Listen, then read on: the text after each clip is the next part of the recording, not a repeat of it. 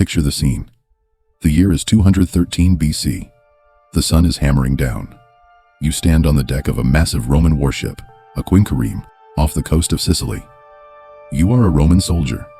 You are a cog in the most terrifying, effective military machine on the planet. You have conquered most of Italy. You are in the middle of a massive war with Carthage.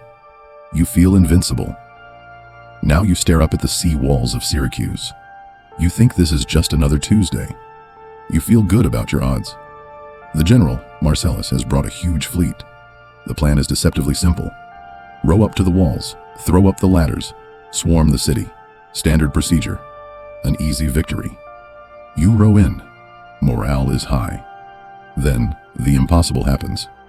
You do not see an army mustering on the walls. There is no phalanx waiting. Nothing you expect. You simply see a long beam of wood swing out over the water. A chain drops down. On the end of that chain is a massive iron hand. A grappling hook, but not like any you have ever seen.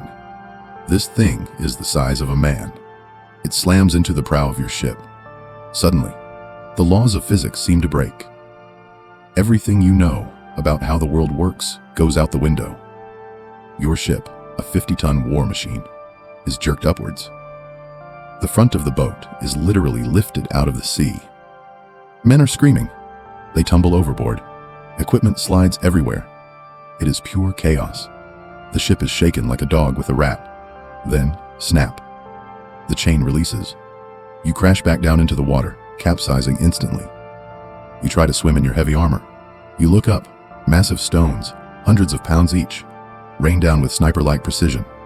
They come from catapults you cannot even see. The whole Roman fleet dissolves into panic. They retreat. They are not beaten by a bigger army. They are not beaten by a better general. They are beaten by one old man. A 75-year-old man, likely sitting in his study, doing geometry. This was the introduction the Roman Empire had to the subject of our discussion. We are talking about the man who turned mathematics into a weapon. We are talking about Archimedes of Syracuse. It is a name everybody knows, but what do they really know? It is usually a caricature. The naked guy running down the street yelling, "Eureka!" A generic mad scientist stereotype from antiquity. Our mission is to completely dismantle that cartoon version. We will find the real person, the human being underneath the myths. The reality is so much wilder. It is so much more interesting than the myth. Before we reveal the truth about this ancient titan, if you enjoy uncovering the secrets of the past, make sure to subscribe to History Titans and like this video now. We are talking about a man who, in the 3rd century BC, was basically knocking on the door of calculus. A man who built a working planetarium, a mechanical computer to track the stars. His work was so advanced, so far ahead of its time, that when it was lost, it took humanity nearly 2,000 years to catch up. That is not an exaggeration. 2,000 years. We are going to discuss a specific book, a manuscript that was lost, then erased by a monk, then found centuries later in a moldy cellar. It proves he was outlining the mathematics of the 17th century, back when Rome was still fighting with swords and shields. But before we get to the lost books and the death rays, we must ground the man. Who was Archimedes? When we think of ancient geniuses, we think of Athens, Plato, Aristotle, Socrates, men in togas debating philosophy in the Parthenon. Archimedes was not in Athens. He was not part of that scene. That is a crucial distinction. He was born around 287 BC in Syracuse, on the island of Sicily. Do not picture a sleepy Italian fishing village. Syracuse was Magna Graecia, Greater Greece. In terms of power, wealth, and culture, it was right up there with Alexandria and Athens. It was a genuine metropolis, a center of the world. Archimedes was far from a starving artist. He was basically blue blood. We know his father was an astronomer named Phidias. He grew up in a house where looking at the stars and measuring the universe was normal dinner conversation. The family had connections, very strong connections. Historical sources suggest he was a relative, perhaps a cousin, of the king of Syracuse himself, Nero II. This explains how he secured funding for his experiments. It is good to have the king on speed dial. But being a rich kid in a big city was not enough for a mind like his. If you were serious about learning in the 3rd century BC, you had to go to the intellectual capital of the world, the Ivy League of antiquity. You had to get on a boat and sail to Egypt, Alexandria, the city of the great library, the city of the lighthouse. This was the center of all knowledge, built by the Ptolemies. We know for a fact Archimedes studied there. He likely learned from the students of Euclid, the father of geometry. This is key. He was not a lone genius working in a cave. He was part of a network, a global academic community. This is a point people miss. They picture a hermit scribbling in the sand, but Archimedes was a prolific letter writer. He was totally plugged in. Even after he returned to Syracuse, he spent his life writing letters to scholars back in Egypt. These were the heavy hitters. Men like Conon of Samos and Eratosthenes. This is the man who calculated the circumference of the earth with a stick in a well. An absolute legend. These were his peers. These were the minds he bounced ideas off of. But the letters that survive reveal more than just intellect. They reveal a personality. Archimedes was not sending dry mathematical proofs. He was competitive. He had an ego. He liked to show off. He actually used to troll the other mathematicians. In the introduction to one of his major works on spirals, he admits to setting traps for his colleagues. He would send his latest theorems to the scholars in Alexandria. But there was a catch. He would not send the proofs. He withheld the step-by-step logic. He simply sent the final answer. He dared them to figure out how he got there. But there was a darker reason. He suspected the lesser mathematicians were stealing his work. They would take his theorems, claim the discovery, and present it as their own. Academic fraud is as old as academia itself. So Archimedes got clever. He started slipping in false theorems among the real ones. He included mathematical statements that looked plausible. They sounded like something he would produce, but they were completely wrong. He was handing them a rope to hang themselves with. He wanted to catch the fakes. He wrote that he did it, so that those who claim to discover everything, but produce no proofs of the same, may be confuted as having pretended to discover the impossible. Confuted. A polite way of saying exposed as total frauds. He was brilliant. He was wealthy. He was competitive. And he had a wicked sense of humor. But he was not just a pure mathematician sitting in an ivory tower. He was an engineer. Some of his inventions sound like they come from a steampunk novel. We must start with the screw, the Archimedes screw. It is likely his most famous, enduring, practical invention. You can go to a water treatment plant or an irrigation project in the Nile Delta right now and see this exact machine working. Over 2,000 years later, it remains a perfect design. The story of its creation begins with a ship, the Syracusia. King Hero commissioned Archimedes to design it. It was the largest ship of the ancient world, a beast. We are talking about a vessel that held a gymnasium, a library, a temple to the goddess Aphrodite, actual gardens with flower beds, cabins for nearly 2,000 people. It was the Titanic of its day, and just like the Titanic, it had a serious water problem. It was so huge and heavy that the hull leaked constantly. The bilge was always filling with water. You could not use a line of men with buckets. It was too deep. It was inefficient, so Archimedes designed a hollow tube. Inside the tube was a spiral blade, like a corkscrew. You put the bottom end in the bilge water. You tilt the whole thing at an angle. The top end sticks out over the side of the ship. You turn a crank. As the screw turns, it scoops up a pocket of water. That pocket carries up the tube. It looks like the water is defying gravity. It looks like it is climbing a staircase. Mechanically, the spiral slides underneath the water, pushing it upwards. One person turning a crank could move a massive volume. This had implications far beyond the ship. In Egypt, getting water from the Nile up the steep banks was backbreaking work. The Archimedes screw automated it. It allowed for irrigation on a scale that was never possible before. It fed civilizations. From moving water, we move to moving the world. We have to talk about the lever.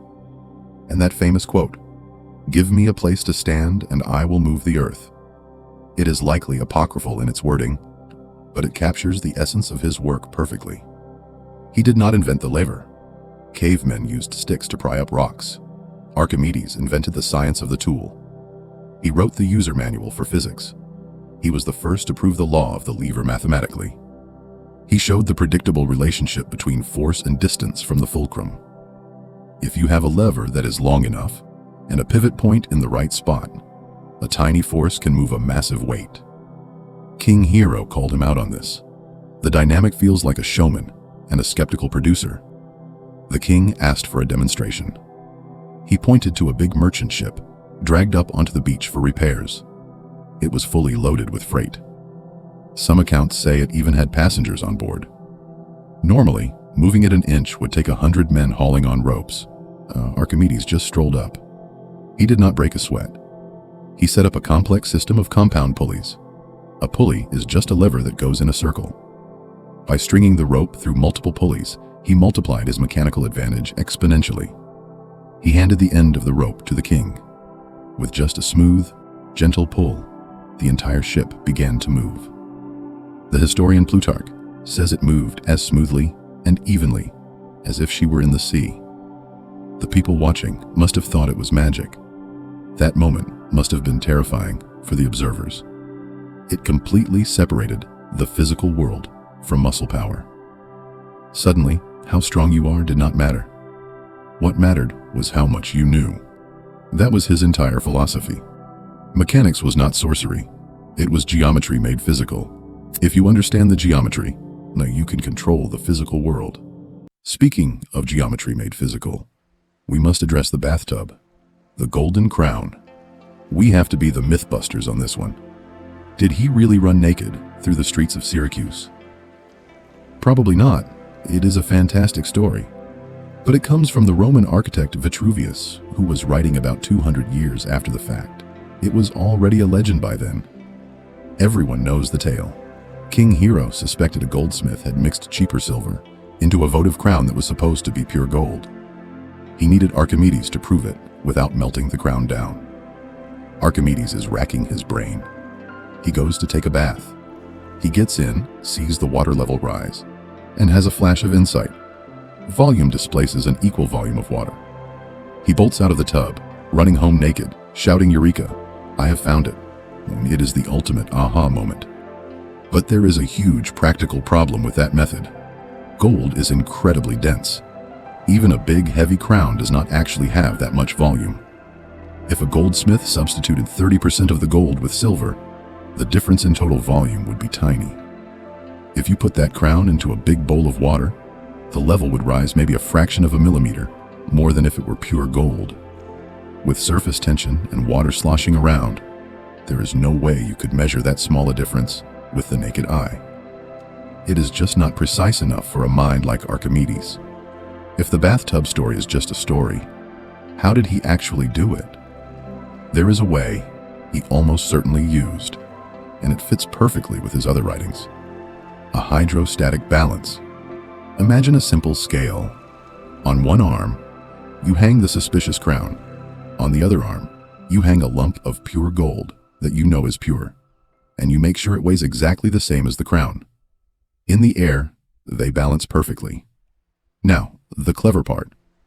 You take the whole setup, the scale with the crown and the gold lump, and you submerge it all in a big tank of water. This is where buoyancy comes in. This is where Archimedes' principle applies. He stated that an object immersed in a fluid is buoyed up by a force equal to the weight of the fluid it displaces. Silver is less dense than gold. So if the crown has silver mixed in, it has to be physically bulkier. It has more volume than the pure gold lump, even though they weigh the same in the air. Because it is bulkier, it displaces more water. And because it displaces more water, the water pushes up on it harder. When they are both underwater, the fake crown will suddenly feel lighter than the real gold lump. The scale will tip. It is brilliant. It is elegant. It turns a tiny, almost unmeasurable difference in volume into a very clear, visible mechanical force. This line of thinking led to his great treatise on floating bodies. He was not just checking jewelry for the king. He was establishing an entire branch of science, hydrostatics. He was figuring out the fundamental principles of why some things float and some things sink. He analyzed why a parabolic shape, like the hull of a ship, is stable in water, while other shapes capsize. He was doing naval architecture theory that would not be improved upon until the 18th century. It is a theme with him. He gets a practical problem from the king. He solves it, but in the process, he lays the groundwork for an entire new field of science. The specific problem is just the doorway into a much deeper universal principle. Which brings us to the really heavy stuff, the pure mathematics. This is where he leaves absolutely everyone else in the ancient world in the dust. We mentioned he anticipated calculus. You remember calculus, Newton, Leibniz, the 1600s. How is a guy in a toga in the 3rd century BC doing calculus? It sounds impossible. But the Greeks had a huge problem. They were masters of anything with straight lines, squares, triangles, pyramids. They had that nailed, but curves were a mathematical nightmare. How do you find the exact area of a circle or the volume of a sphere? You cannot just measure it with a ruler. The formula itself is what you are trying to find. So Archimedes used a technique that we now call the method of exhaustion. Imagine you want to find the area of a circle. You start by drawing a square inside it. It does not fill the circle perfectly. There are 4 curved gaps in the corners. So you say a square is not good enough. Let us try an octagon. You draw an 8-sided shape inside the circle. Now it fills the space much better. The gaps are smaller. Then you try a 16-sided polygon. Then 32. You just keep adding more and more sides. You keep adding more and more tiny straight lines. As you add more sides, the polygon looks more and more like the actual circle. It exhausts the space inside it. Archimedes took this all the way up to a 96-sided polygon. He calculated that by hand. He calculated the area of that 96-sided beast. He said the area of the circle has to be just a tiny bit more than this. Then he drew another 96-sided polygon on the outside of the circle. He said the area has to be a tiny bit less than this. The true value is trapped between those 2 numbers. Precisely trapped. Conceptually, he is slicing the problem up into an almost infinite number of infinitesimally small pieces. In this case, triangles. That is the fundamental concept of integral calculus. Summing up an infinite number of tiny slices to find a whole. He used this method to calculate the value of pi.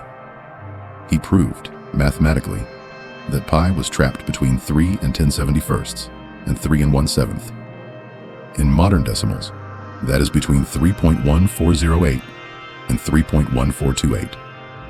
The actual value is about 3.14159. He was astonishingly close. And he did this with no concept of zero. No decimals, no algebraic notation, just pure geometry in his brain. It is staggering. But consider his obsession with the sphere and the cylinder. That is the one thing he asked to have carved on his tombstone. To him, it was his masterpiece, his most beautiful discovery. He was the first person in history to prove that if you take a perfect sphere and fit it perfectly inside a cylinder, so the sphere is touching the top, the bottom, and the sides, like a tennis ball in a can, something magical happens. He proved that the sphere has exactly 2/3 the volume of the cylinder. It also has exactly 2/3 the surface area of the cylinder. 2/3. Not around 2/3. Exactly 2/3. It is a clean, perfect, elegant ratio. To a Greek mathematician, that kind of harmony was not just math. It was almost spiritual. It was a sign that the universe was ordered, that it made sense, that it was beautiful. Speaking of the universe, we have to talk about his book, The Sand Reckoner. On the surface, this sounds like a joke. He wrote a whole book about counting all the grains of sand in the universe. It sounds like a bar bet. Hey, Eratosthenes, I bet I can count all the sand in the universe. But the purpose of the book was profound. In his time, the Greek number system was clumsy. It did not handle large numbers well. The biggest number they had a word for was a myriad. That is 10,000. Anything bigger was just a lot. They literally could not talk about big numbers. They lacked the language. They lacked the system. People had this fuzzy idea that the number of grains of sand was infinite, or at least so big it was fundamentally uncountable. Archimedes hated fuzzy ideas. He wanted precision, always. So he wrote the sand reckoner to prove a point. First, he had to invent a new number system. It is basically scientific notation using powers of 10, 2,000 years before it was formally invented. He created orders and periods of numbers, and he came up with a final number. He calculated that it would take roughly 8 times 10 to the power of 63 grains of sand to fill the entire known universe. The final number does not really matter. The fact that he proved it could be numbered matters. He was making a philosophical point. The universe, however vast, is finite, and the human mind, with the right tools, is capable of measuring it. There are no numbers too big for us to comprehend. There is a hidden gem in that book, a very important hidden gem about the structure of the solar system. To get his number, he first had to estimate the size of the universe. To do that, he had to pick a model of the cosmos. In the book, he explicitly mentions the theory of Aristarchus of Samos, the heliocentric model, the idea that the Earth and the other planets revolve around the Sun, not the other way around. Archimedes does not say he believes it is true, but he uses it as a hypothetical model. Why? Because a heliocentric universe has to be vastly bigger than a geocentric one to explain why the stars do not seem to shift. He chose the biggest possible universe he could imagine to make his point about big numbers even stronger. It is one of the only surviving texts from antiquity that treats the Earth around the Sun theory seriously. It is amazing how much is packed into a book that is supposedly about sand. And that is not even the last of it. We have calculus, we have scientific notation, and we also have combinatorics. This comes from the Stomachion puzzle. For a long time, this was misunderstood. It is a square that has been cut into 14 irregular pieces. It looks a bit like a tangram puzzle. People thought it was just a kid's game he was fiddling with, but it was much more. When scholars finally recovered the text properly, they realized Archimedes was not just trying to put the square back together. He was trying to figure out how many different ways you could arrange the 14 pieces to form the square. That is combinatorics, the mathematics of counting arrangements and possibilities. It is the math behind modern computing, password security, and probability theory. He calculated that there were 17,152 ways to do it. It is the earliest known treatise on combinatorics in the Western world, by a margin of centuries. Every time we think we have reached the limit of his genius, there is another layer. It is staggering. But we have to pivot now. We have to leave the quiet study and go back to the city wall, because in 213 BC, the war finally comes to Syracuse. Rome attacks. This is where all that theoretical knowledge becomes terrifyingly practical. King Hiero had spent years asking Archimedes to design defenses for the city. Apparently, Archimedes hated it. He thought engineering was sordid and ignoble compared to the purity of mathematics. But he did his duty to his city and to his king. When the Roman general Marcellus shows up with 60 ships and special siege towers called Sambuca, mounted between pairs of boats, he expects to roll right over the walls. Instead, he runs into a buzzsaw, a complete buzzsaw made of geometry. Let us go back to that iron hand, the claw of Archimedes. Modern engineers have analyzed the historical descriptions. It was almost certainly a type of crane with a massive counterweight system. But think of the precision required to drop a grappling hook onto a moving ship in the water from the top of a stone wall. It implies trained crews. It implies practice. The physics are just the law of the lever again, on a massive scale. You have a long beam sticking out over the wall. You hook the ship. Then, inside the wall, a huge counterweight, tons of lead or stone, suddenly drops. That massive force on the short end of the lever whips the long end with the ship on it up into the air. It is not a gentle lift. It is a violent jerk. Then, a quick release. The ship smashes back down into the water. It breaks its keel. It takes on tons of water instantly. The physical damage was immense. But the psychological effect was worse. The historian Polybius, a very reliable source, writes that the Roman soldiers were traumatized. Eventually, if they just saw a piece of rope or a small beam of wood appear over the top of the wall, they would break and run. They would scream that Archimedes was coming for them. They were not fighting an army anymore. They were fighting a ghost, a single terrifying mind armed with physics. And then there is the death ray, the burning mirrors. This is the one everybody argues about. Some Mythbusters famously said, "busted." The consensus among most historians and scientists is that it probably did not happen in the way the legend describes. It was likely not a true death ray, setting ships on fire from a distance. To set wood on fire with reflected sunlight, you need a near-perfect parabolic mirror to focus the beam. You need a completely stationary target. You need clear weather. You need to hold that focus. A wooden ship bobbing on the waves is the worst possible target. So where did the story come from? It is a persistent legend.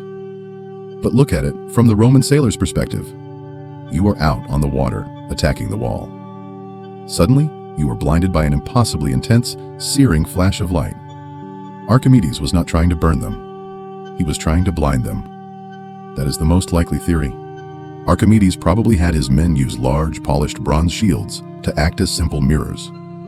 They reflected the bright Sicilian sun directly into the eyes of the attackers. Dazzle camouflage, 2,000 years early. If you cannot see, you cannot steer. The archers cannot aim. The rowers lose their rhythm. It creates chaos.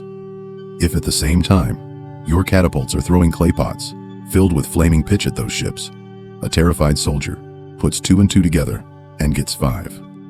The bright light is what is setting the ships on fire. That is how a legend is born.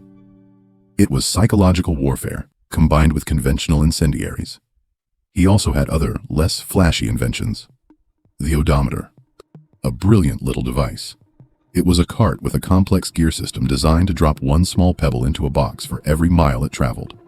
You just count the pebbles at the end of the day to know how far your army marched. It was crucial for military logistics. And the planetarium.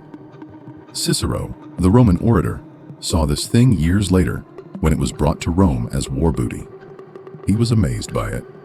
It was a mechanical sphere, a bronze globe. It had a series of gears inside that accurately modeled the motions of the sun, the moon, and the 5 planets known at the time. It could even show solar and lunar eclipses. It sounds suspiciously like the Antikythera mechanism, because it is almost certainly a direct ancestor. It proves that the Greeks, and specifically Archimedes, had mastered high-precision gear technology. They were building analog computers out of bronze. But despite all of this, despite the claws, the catapults, the mirrors, the computers, Syracuse eventually falls. It holds out for 2, maybe 3 years. An incredible feat. One city against the full might of the Roman Republic. But eventually, in 212 BC, there is a mistake. The city is celebrating a religious festival to the goddess Artemis. The guards are drunk or distracted. A traitor might have opened a gate. We do not know the exact details, but the Romans find a weak spot. They swarm over the walls at night. The city is taken. Marcellus, the Roman general, the man who had been tormented by Archimedes for years, gives a very specific order. He tells his soldiers to find Archimedes and bring him alive. He might have been his enemy, but Marcellus was smart enough to recognize that this was the greatest mind in the world. He wanted that mind working for Rome. But in the chaos of a city being sacked, a regular Roman legionary bursts into a house. He finds this old man. This scene is one of the great tragedies of intellectual history. The city is burning down around him. People are screaming in the streets. But Archimedes, now 75 years old, is completely oblivious. He is sitting on the floor.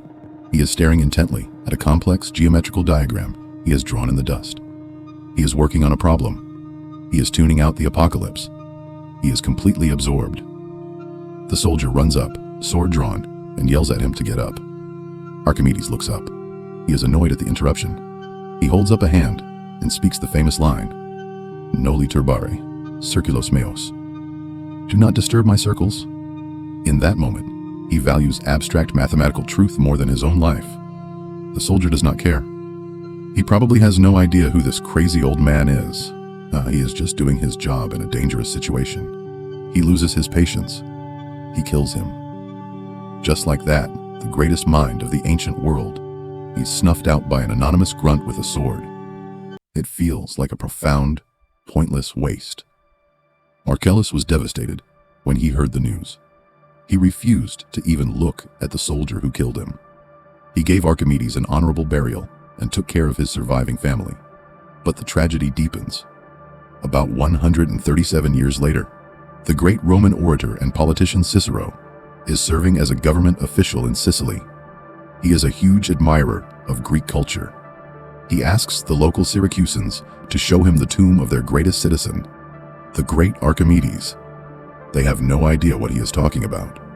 They have completely forgotten him. They tell Cicero they do not have a tomb for him.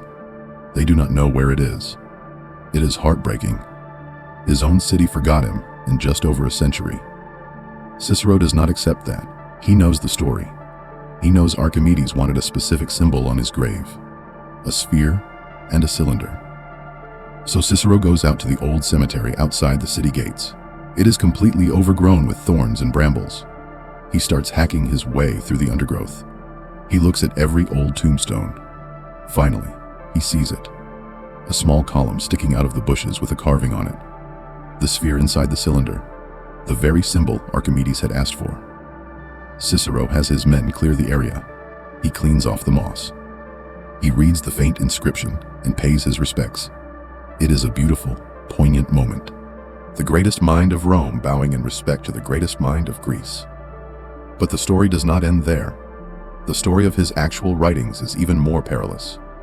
We came terrifyingly close to losing his work entirely. Unlike Euclid, whose book The Elements was a bestseller, Archimedes was too advanced. Not many people copied his books because not many people could understand them. The copies were incredibly rare. By the time the Middle Ages rolled around, most of his works were completely lost to the Latin West. But in the 10th century, in the Byzantine capital of Constantinople, a scribe painstakingly copied 3 of his most important books onto a single volume of parchment. This book, this codex, was a treasure. It contained the only known Greek copies of On Floating Bodies, the Stomachion, and most importantly, seen a lost work called The Method of Mechanical Theorems. The book was safe for a while, but parchment is durable animal skin. It is extremely valuable. Fast forward to the year 1229 during the Crusades.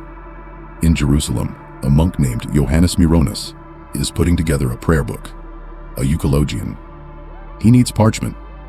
He does not have any. He looks around the monastery library. He finds this old, dusty Greek math book that nobody has read in centuries. He takes the book apart. He takes a knife and scrapes the pages. He uses lemon juice and milk to wash the ink off the parchment. He erased Archimedes. He scrubbed away the calculus. He scrubbed away the combinatorics. He erased the foundations of hydrostatics. Then he cut the pages in half. He turned them sideways. He wrote his prayers right over the top of the faint, seeing ghostly traces of Archimedes' diagrams and equations. He turned the most important math book in the world into a prayer book. It became a palimpsest, a recycled manuscript. For the next 700 years, Archimedes' greatest secrets lay hidden and unread underneath those prayers. The book had a crazy journey. It sat in a monastery in the Judean desert for centuries. Then it was moved to a library in Istanbul. Sometime in the early 20th century, it was stolen. It was sold to a French collector who kept it in a damp cellar in Paris. It got covered in mold. Unbelievably, someone even forged gold pictures on it to increase its value and pass it off as a Byzantine illuminated manuscript. A forger in the 1930s painted fake medieval portraits in gold leaf right over some of the pages. This further obscured and damaged the hidden text underneath. It was an absolute disaster. How did we figure out what was in it? In 1998, this battered, moldy, forged book came up for auction at Christie's in New York. It sold for $2 million. The buyer, a private American tech philanthropist who chose to remain anonymous, loaned it to the Walters Art Museum in Baltimore for study. They brought in the heavy guns. A team of scientists and classicists worked on it for over a decade. They used multispectral imaging. They shone different wavelengths of light, infrared and ultraviolet, to make the faint original ink visible. For the really tough pages under the mold and the forgeries, they physically took the book to the Stanford Linear Accelerator Center in California. They used a high-energy particle accelerator to shoot a beam of X-rays at the pages. This caused the iron atoms left behind in the original 10th century ink to fluoresce. They were reading the faint traces of iron in the ink underneath centuries of prayers and gold paint. They were essentially seeing through time. That is when they realized what they had. That is when they recovered the method. Reading that text changed everything we thought we knew. It completely rewrote the history of mathematics. Before the palimpsest, we thought Archimedes was a genius of geometry. After the palimpsest, we knew he had a conceptual mastery of the principles of infinity and calculus. We realized that if this book had not been erased, if this knowledge had been available to the scholars of the Renaissance, the world might be very different. And that is a huge what if. Consider the timeline. If someone like Leonardo da Vinci or Galileo had been able to read the method, the entire trajectory of human scientific progress might have shifted.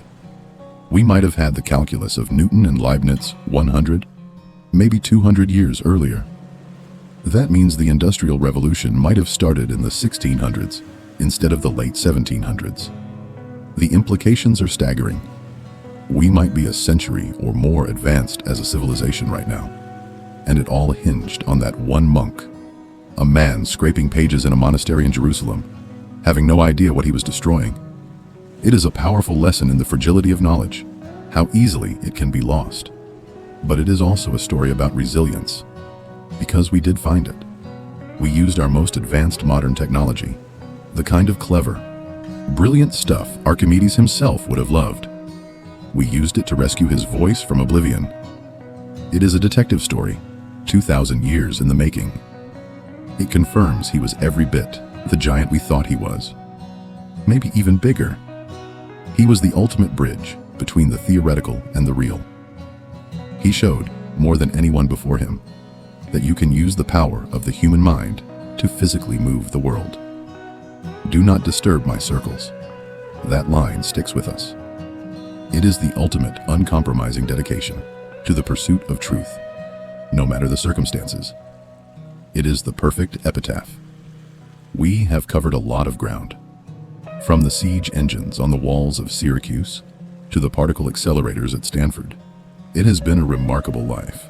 And here is the thought I want to leave you with. We know Archimedes built a working, geared planetarium. We know the ancient Greeks had the technology to create complex machines like the Antikythera mechanism. We know he understood the principles of mechanics, of levers, of hydrostatics. If Syracuse had not fallen, if that soldier had not walked into his room, if he had lived another 10 peaceful years with the full backing of his king, would he have built a steam engine? How close were we really to an ancient industrial revolution powered by the mind of one man? It is the ultimate what if of history.